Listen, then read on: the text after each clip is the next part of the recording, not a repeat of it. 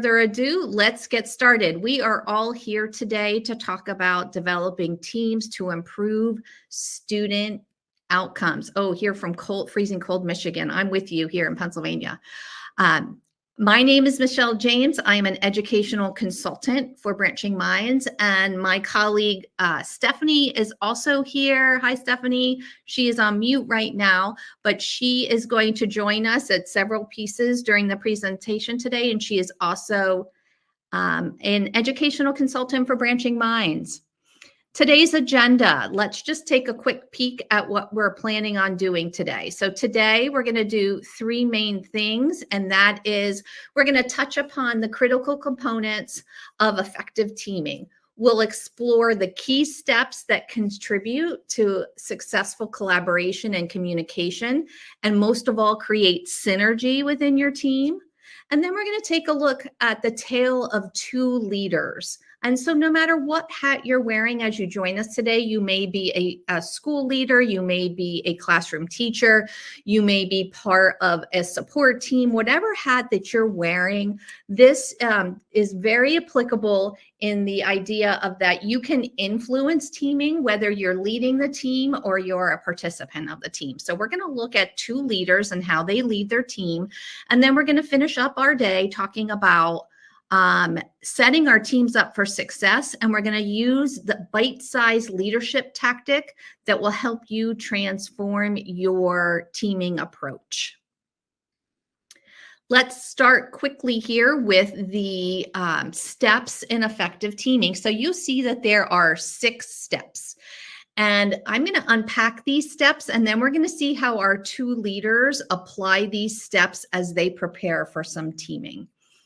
The very first step is setting a purpose, right? So when we define a purpose, it provides us clarity around what we want to achieve. And it serves as this guiding beacon and helps us understand how we can reach our ultimate goal and what exactly it is we're working toward. Once we have that clear purpose as to why we're coming together, it really is our why, right? Then we need to think about assembling our team.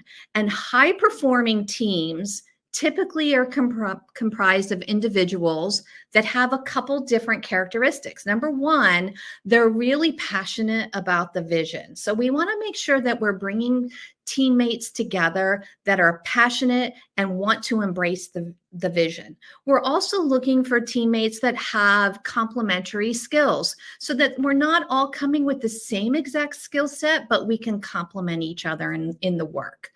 We want a diverse range of viewpoints and ideas bringing at the table, and that's so that we can amplify all voices from different aspects, because when we bring all of those voices together, we can challenge each other when necessary. After we assemble our team, then we think about our goals, right? We have our purpose. What are our goals? How do we take that purpose and that vision, and how do we break it down into smaller, manageable goals? And it's critical that when we create these goals, that we're doing it with the team and not to the team. So while as leaders, we're setting that purpose, when we come together collectively, we want to create those goals. And as with any good practice, just like MTSS and that cycle of continuous improvement, we want to monitor our progress. So let's set some metrics and let's think about how and what we need to adjust as we continue to work together toward those goals. And finally, the best part, celebrating. We want to be able to celebrate our team performance, our core team performance, and actually our goal attainment with our larger group.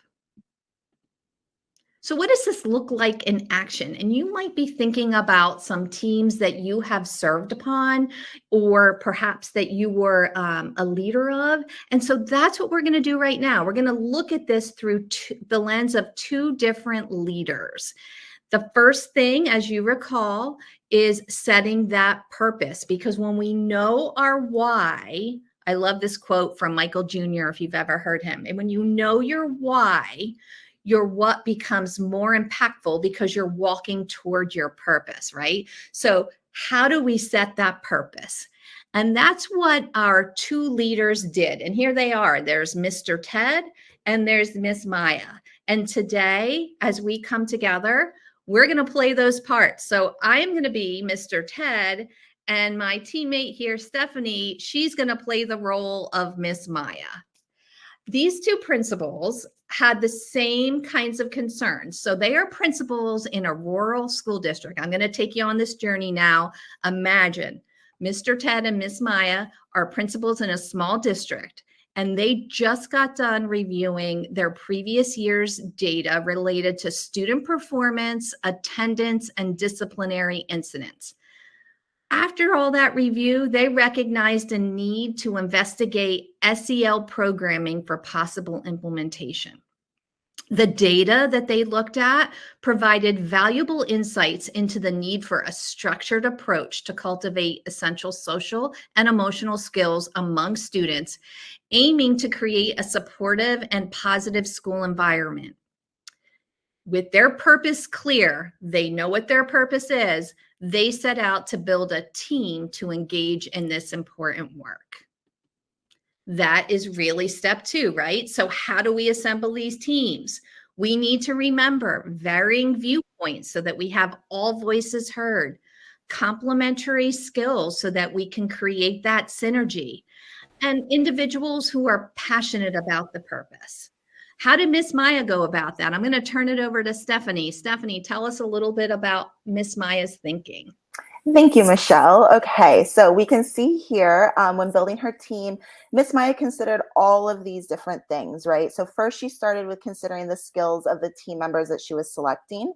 She really wanted to make sure that the team members had complementary skills and abilities. And then she began thinking about who's passionate about this topic. So in this example, that SEL programming, right? And she really wanted to make sure that she was selecting individuals that passionately embrace the vision, believe that their contribution is meaningful, and are really just motivated to give their best effort.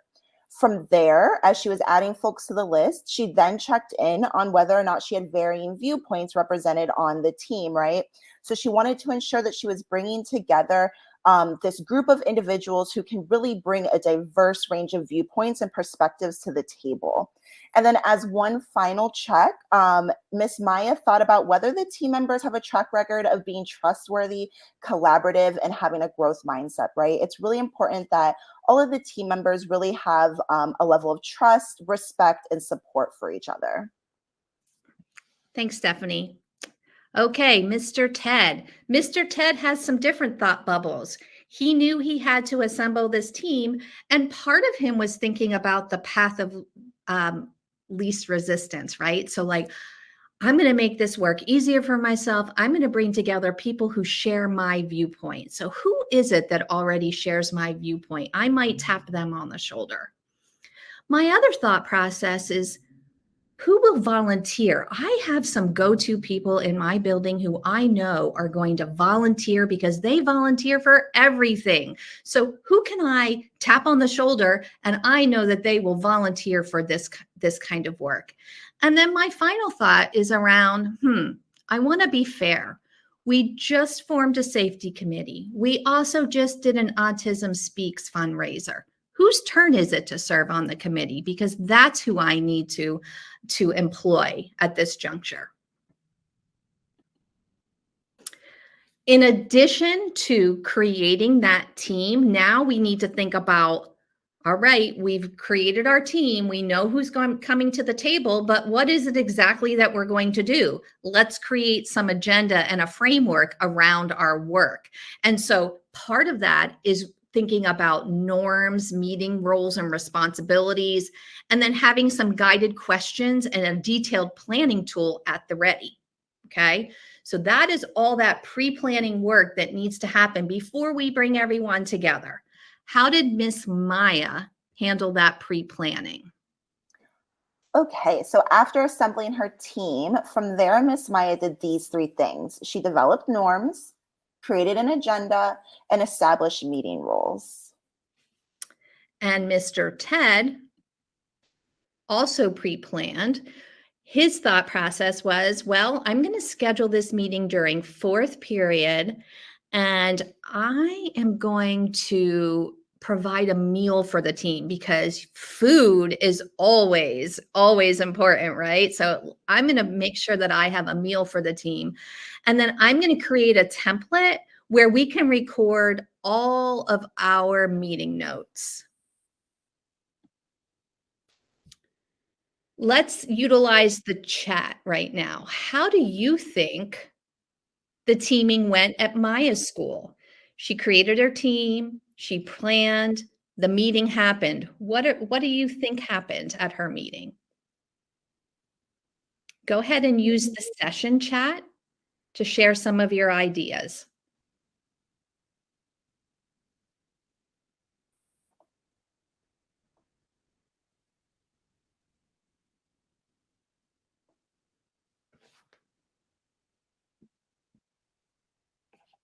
Yes, thanks, Jenna. Greater focus and alignment, improved outcomes. Did you notice any similarities between Miss Maya and some of the key steps that we took, that we talked about for effective teaming? Yes, more buy-in. I know you don't have a lot of details, but yes, people want to participate. I love it. Okay, let's take a peek and see exactly what happened at Miss Maya's meeting. Thank you, Sophia. Set the framework and the norms. Oh, Eileen said lots of discussion among all the members of the team. Teachers need to know the why behind the team when they find out the members will be engaged. Yep. That's awesome. Okay, let's see what happened. Go ahead, Steph. Tell us what happened at Miss Maya's. Okay, so the outcome of all of Miss Maya's teaming and pre-work resulted in them working through their agenda, establishing clear goals and tasks, taking responsibility for completing specific tasks, so folks really had that sense of ownership, developing success metrics, and then finally scheduling periodic check-ins to monitor progress. So very much in that continuous improvement cycle. All righty. And let's ask the next burning question. How do you think teaming went at Mr. Ted's school? Think about all of the moves that Mr. Ted made. How do you think teaming went there?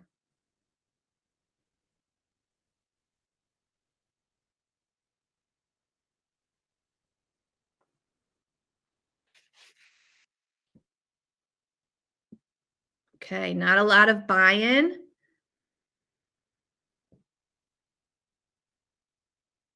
During the day, members were rushed. Off-task discussions, limited time.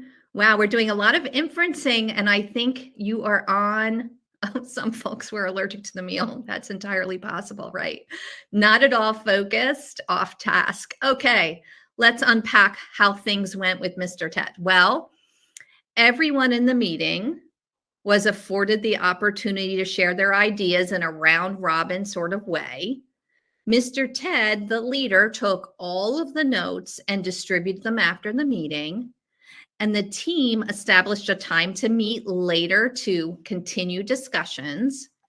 And everyone was thankful for the food that Mr. Ted provided. So I think you are all spot on in that you're recognizing that there wasn't a lot of structure around Mr. Ted's. And while he did pre-plan, there were pieces that perhaps he needed to be like more intentional around, as Miss Maya did. So how do we set teams up for success?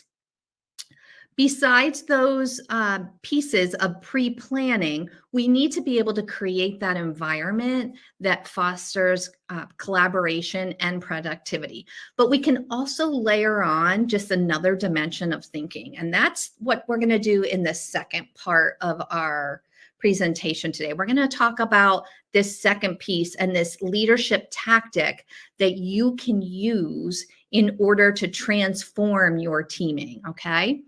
But before we do that, let's just review what we've done so far. We've talked about establishing our why and setting our purpose, creating a diverse team, and we've thoughtfully planned and encouraged collaboration and productivity. And we're going to create that detailed plan to launch a new initiative. During that teaming meeting, as if you recall what Miss Maya did, there was some goal setting that happened. So that goal setting happens during the teams because it then allows us to align and motivate and provide accountability, and it really improves overall performance when we create those goals during the meeting. It's going to provide us that roadmap for success and foster that collaborative nature. How do we capture all of this work, those first 3 steps? Well, that's where your participation guide comes into play. And so right here is what you see is a picture of your participation guide, and we're giving you some tools that you can use before your meeting to do that planning, and then a detailed planning tool that you can use during your teaming meetings as well. So I'm going to just show you very quickly in your participation guide what that looks like. Right here are build teams that succeed. So it's going to give you space and a little quick definition about what you can do and how you can set your purpose, assemble your team, and then create an agenda that really provides a solid framework for your work. Okay. Underneath, this is really about during the meeting. And so during your meeting is when you'll see how you can work on your overarching goals, your implementation actions that you're going to take, how you're going to communicate, the accountability piece, and any additional support that you might need. So please feel free to use these as you see fit. Whether you're leading a team or you're a member of the team, you can use these documents to help frame your work to promote that productivity. Okay. But when we move on, now we're going to layer on something else on top of that. Thanks, Steph, for pointing that out. And I'm going to hand it over to you. Awesome. If you want to pop back over to the slide deck. Thank you. Yeah, no worries. So the next tool that we want to share with you is called the Heart, Head, Hand protocol, okay? This is a protocol that is used in education and leadership development to really just guide reflective thinking around decision-making. The heart, the head, and the hand all kind of represent a different aspect in the decision-making process, which can really just help us take a more thoughtful and comprehensive approach to the decisions that we're making. Just like you saw with the last tool that we kind of shared with you, this can be used at more than one stage in this effective teaming timeline. And so here on the slide, you can see that we can really utilize this in that second stage where we're assembling the team. But then we can also use it later on down the timeline when we're communicating our expectations. And so let's go to the next slide so that we can really dig into this protocol a little bit more. And so for the first piece, that stage 2 of assembling your team, this protocol can support you in ensuring that you're including diverse perspectives, okay? We want to make sure that we're comprising a team of hearts, of heads, and of hands. Let's unpack what that means a little bit more though. The hearts are those people that are going to love it, okay? So these are the folks that are going to be on board with this new initiative or this new tool right away. They're already passionate about it. They are already on some level emotionally attached, right? Our heads are those people that are really going to want to see the rationale. They're going to want to understand what the vision for the future is, what that plan to accomplish that vision is, and what the individual and team goals are, and why this change is truly necessary. Then finally, our hands are those folks that are going to want to see the actions that are necessary for this change to occur. So maybe that's thinking of any skills or training that's going to need to be carried out as a result of this, as well as maybe how their job performance or job role might change as a result of this change. And so we want to make sure that we're including all of these different perspectives as we're building out our teams, okay? So that's how we can use this protocol in that stage 2 of assembling the team.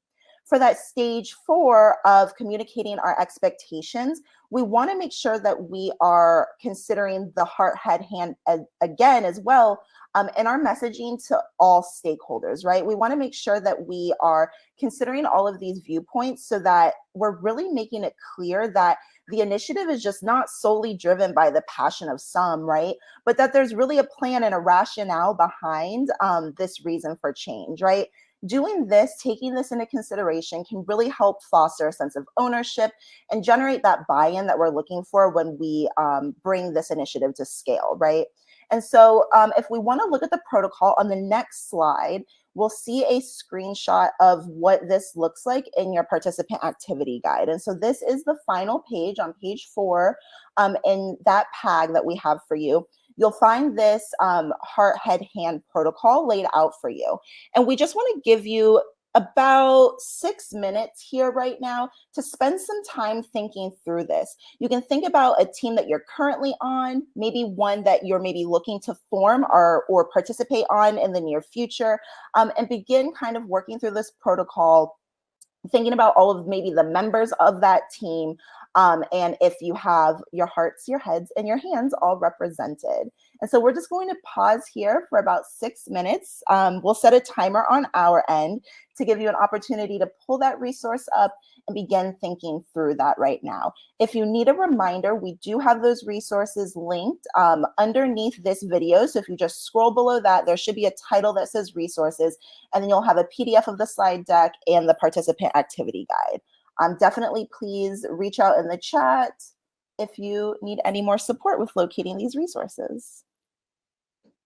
And Steph, I'll just add that if you attended the Brit's pre-session to explain how this afternoon was going to work, one of the things that she highlighted is that these protocols or these tactics really transcend beyond education and into our own personal worlds too, right? So if you're thinking about heart, head, hand, and you're not currently in a team or serving on a committee, you might find some relevance even in your own personal lives of something that you're trying to achieve and how you can message it so that you are reaching all of the people who you are trying to create that buy-in around based on heart, head, and hand, and what motivates them. So how can you create the messaging around heart, head, hand for even something in your own personal life? So if you're struggling with the idea of a team,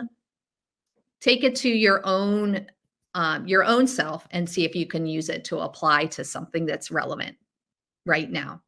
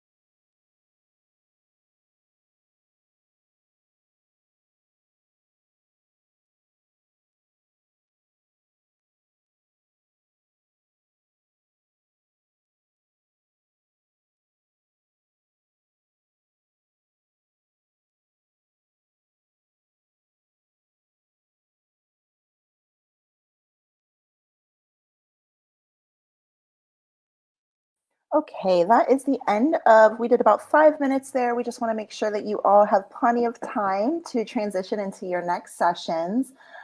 If there were any thoughts that folks wanted to share about working in that protocol, we would love to hear from you in the chat. So we'll keep our eyes on that to see if there's any thoughts to share out there.